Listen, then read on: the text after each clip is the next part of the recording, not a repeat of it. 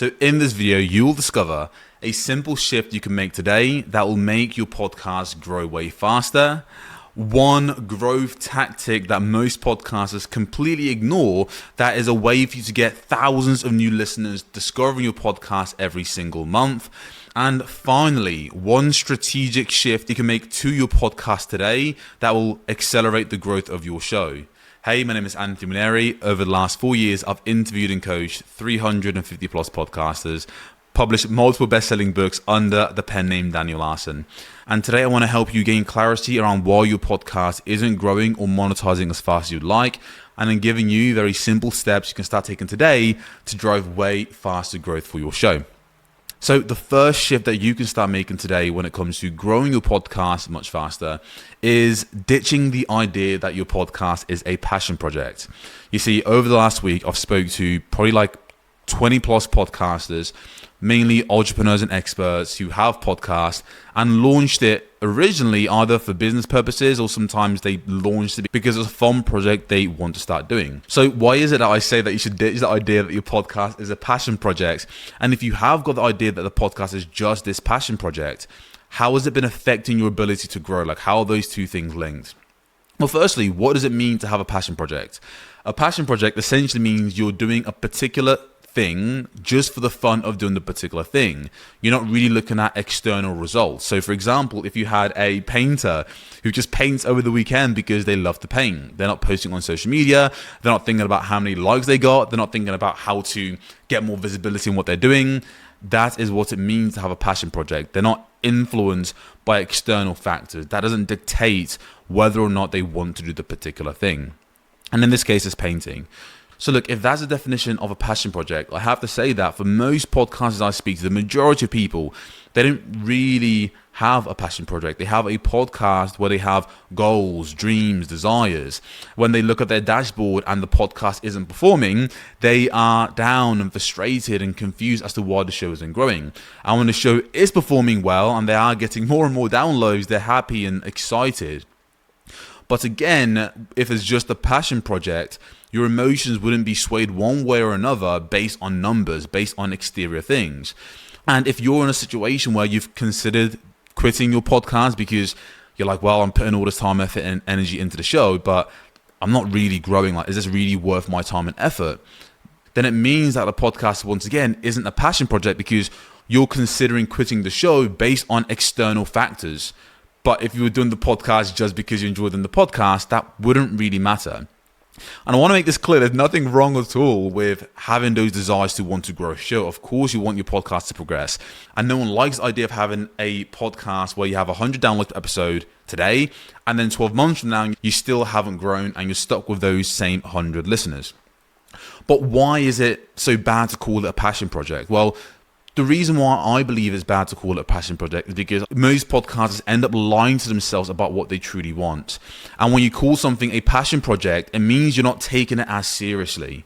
Now, what I can tell you for certain is that after interviewing and coaching 400 plus podcasters, the podcasters who grow their show take it very seriously. And the podcasters who don't grow their show, surprisingly, call it a passion project. And they don't take it seriously. This mindset shift of this thing just being a passion project to something you do with intention, with seriousness, is huge. Because if you call your podcast a passion project, it means you're kind of never really internalizing the fact that the show isn't actually growing because it's a passion project. And if the show isn't growing because it's a passion project, then why should you care? And if you don't care enough, or you call it just a passion project, and you don't take your podcast seriously, you're essentially sabotaging your own growth because you won't take the actions that are needed in order to grow a podcast. And the actions that are needed to grow a podcast really starts by you taking the podcast seriously and not calling it a passion project. To me, I feel like a lot of podcasters default to calling their podcast a passion project. I'm going to say that a lot for the next few minutes, is because it's almost, it's almost as a way to kind of shield yourself from what you truly want from the show. And let's be honest, you want the show to grow. There's nothing wrong with that. You want to reach thousands more listeners. There's nothing wrong with that. You want to have opportunities, maybe speaking gig, maybe you have a book coming up, maybe you have a program or a mentorship or a coaching program you want to sell through your show. And for that, you need an audience. But just calling your podcast a passion project, again, it doesn't put you in the right mindset to treat your podcast like a business. Now, when you make the switch of treating the podcast like a business, things start to change. Your behavior changes. You go from just being on autopilot with your show, publishing valuable content but not really seeing the results, to asking a more deeper question of, hey, why isn't the podcast growing? Hey, who exactly am I trying to reach for my podcast? Hey, what changes can I make with my title, my show name, the content I cover in order to grow my audience? Hey, what support or what program do I need to invest my money into to make this podcast grow? Because over the last 6 months, the results I've gotten, I'm not happy with, and I'm not okay staying in the same spot. I want this podcast to grow, and I know that if I don't change anything based on how I've been operating the show up until now, the next 6 months is going to be more of the same, and I wouldn't be happy with that. But again, when you have this mindset as just a passion project, you never really have these serious conversations with yourself, and therefore never have the psychological shift and the mindset shift you need to finally make a drastic shift on how your podcast is growing. So that's the first thing. Mentally, if you want to grow your podcast, you need to stop and ditch the idea that it's a passion project. I need to focus more on this podcast. This is something I'm taking seriously. I have business goals and ambitions for this, and then simply take those actions to grow the show rather than hiding behind it being a passion project. It doesn't help you. It doesn't help your audience. No one wins here. So that's the first thing. Switch from calling your podcast a passion project and take it way more seriously. The second thing that I would love to share with you today is this concept of podcast SEO. You see, most podcasters I speak to hate the idea of promoting on social media. However, most people end up being roped into posting on social media because they feel like it's the only way to grow. However, even though they've been posting on social media and promoting their podcast consistently, probably since the point of the show launching, so for you, you've been podcasting for 6 months, I'll have a wild guess that you've probably promoted a podcast. Over the last year, you've probably promoted a podcast. However long you've had the podcast, I'm going to take a wild guess and say that you have been promoting your show. Yeah, if I was to ask you, hey, is promoting your podcast, or rather, has promoting your podcast on social media helped you actually grow? Or does it feel like you're screaming into an empty void, trying to convince basically a bunch of strangers who might like your post, who might comment on your post, but we both know, like, are they actually going to listen to the podcast? And if you've been doing that for the last 6 months, has your podcast growth significantly grown? Or are you basically at the same point, kind of just plateaued, flatlining in terms of your growth? And I say all this because that's the experience that literally 99% of podcasters have when it comes to posting on social media. In the last 5 years, I'm yet to meet someone, a podcaster, who is growing their podcast on a consistent basis by promoting on social media. And the reason is, when you're posting on social media, trying to convince total strangers who don't really care about your show to listen to your podcast. And the majority of people who you're trying to convince, they're on these platforms, Facebook, Instagram, LinkedIn, whatever it might be. They're on there to be distracted, to maybe find some quick dopamine hits while they're in the toilet doing you know what. They're not opening up these platforms to discover a new podcast to listen to. So you end up promoting to the wrong crowd, to the wrong audience, and to people who, quite frankly, don't care about your show. And that's why posting on social media doesn't really work. So what should you do instead? Well, what if there was a way for you to show your podcast to thousands of the right listeners who are the exact person you're trying to reach? What if you had listeners chasing you instead of you constantly chasing them?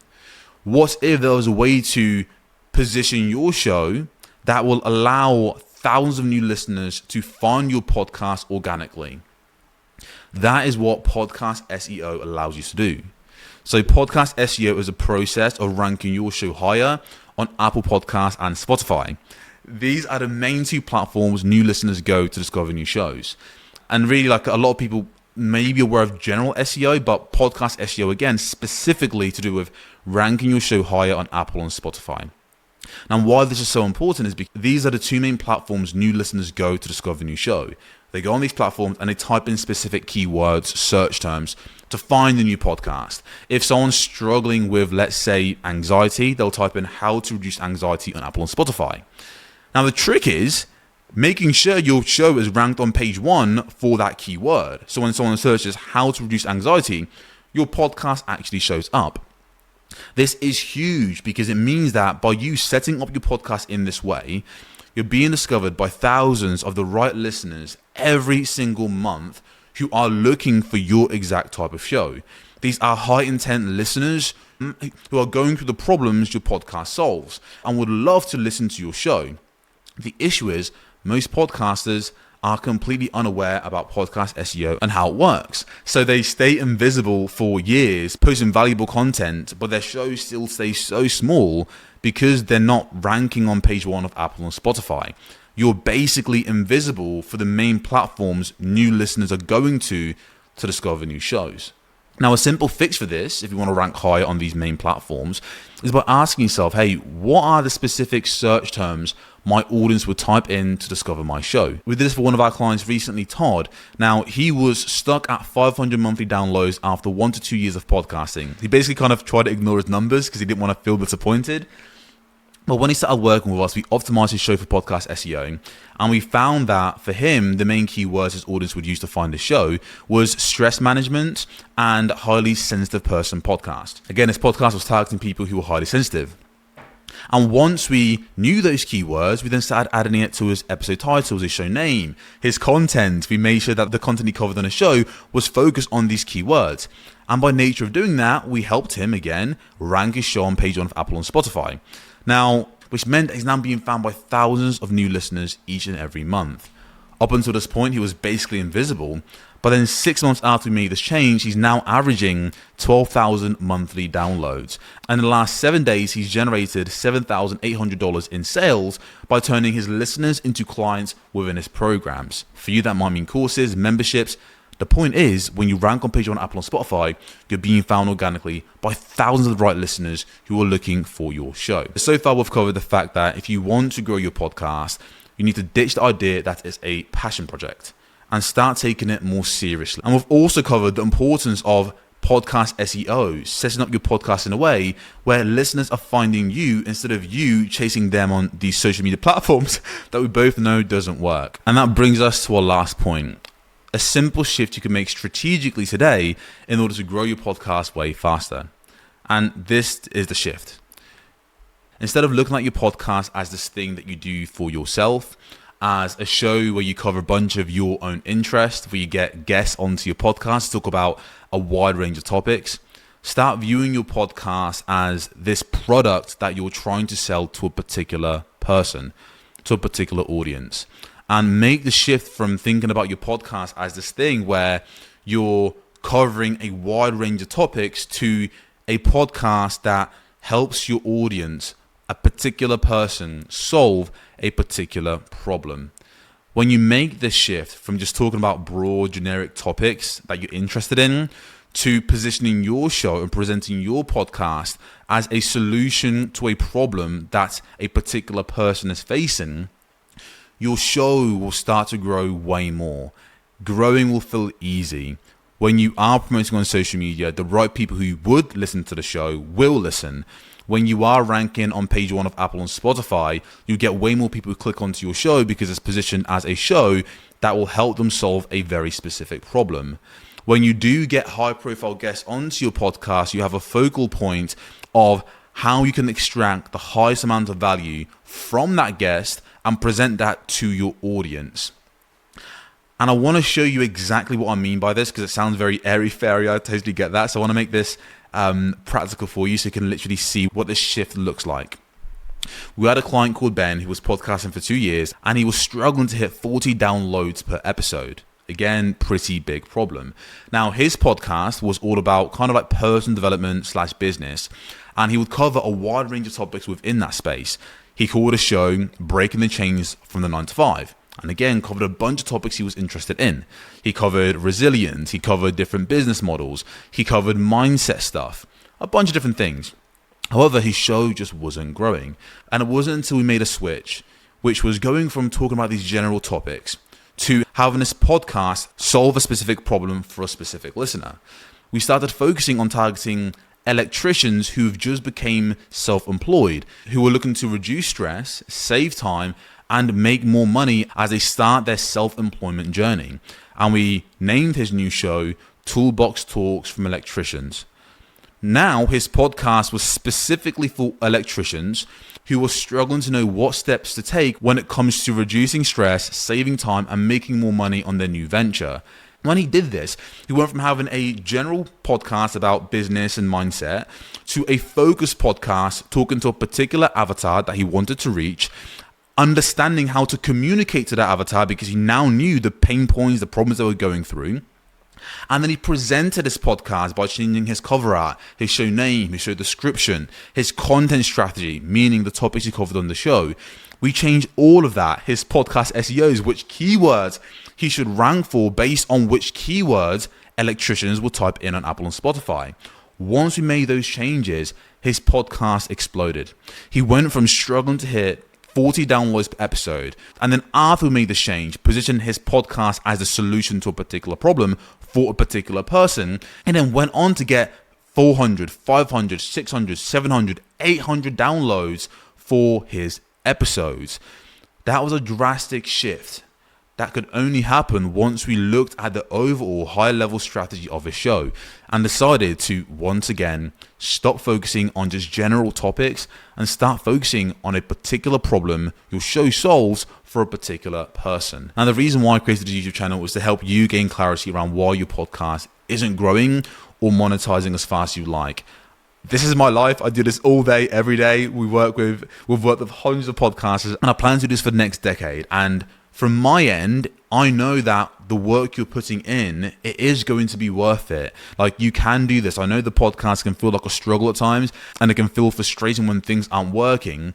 So my hopes is that I can share with you things I'm learning right now, things that we're working through with our clients in real time. I can show you examples of podcasts that will help grow so you understand that this is absolutely possible. It doesn't need to feel like a giant waste of time. You don't need to feel frustrated about your growth. You can get clarity around why things aren't working and just start taking very simple, very small steps to start moving your show in the right direction. Because for me, I believe the world is a much better place when more of the right listeners find more of the right shows. And I want you to know that you can do it. So look, if you enjoy this, be sure to like the video and leave a comment down below. And if you want to see more videos like this, check out the YouTube channel, give it a subscribe, and I'll see you in the next video. Peace.